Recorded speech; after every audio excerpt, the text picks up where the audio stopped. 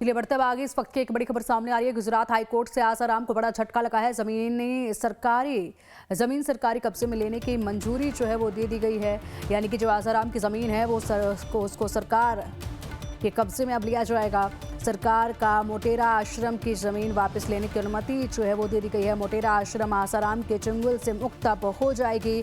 मोटेरा आश्रम में अवैध ढांचे को ध्वस्त करने का फैसला लिया गया है। 30 से ज्यादा अवैध ढांचे जो हैं उनको ध्वस्त किया जाएगा। खेल परिसर के निर्माण के लिए भूमि अधिग्रहण जो है वो किया गया था, जिसके बाद यहाँ पर अब ये बड़ा फैसला लिया गया है। आसाराम को बड़ा झटका लगा है इस फैसले के बाद, और इस भूमि को जिस तरीके से अपना आश्रम बनाकर कब्जाया हुआ था आसाराम की तरफ से, ऐसे में अब उसी भूमि को जो है सरकार के अधीन देखा जाएगा।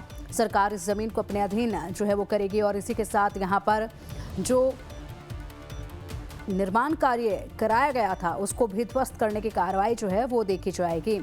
तो गुजरात हाईकोर्ट की तरफ से बड़ा झटका ये लगा है। जमीन अब सरकारी कब्जे के अंदर होगी। अधिक जानकारी के लिए हमारे सहयोगी निकुल पटेल का रुख करेंगे। निकुल, विस्तार से बताइएगा, कोर्ट ने इस जमीन को लेकर क्या कुछ कहा है?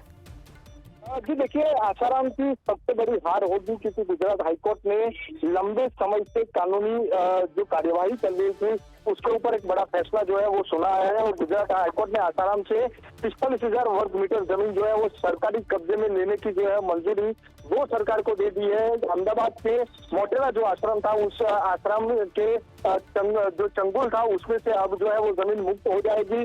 गुजरात हाईकोर्ट ने राज्य सरकार को मोटेरा आश्रम की जमीन वापस लेने की अनुमति दी है।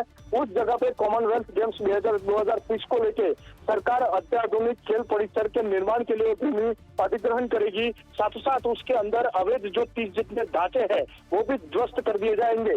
यानी कि बड़ा डिमोलेशन है वो अब आसाराम आश्रम के अंदर होने जा रहा है, और वहीं पे आने वाली पीढ़ी के लिए एक बढ़िया सा स्पोर्ट्स संकुल वहीं पे निर्माण होगा। जी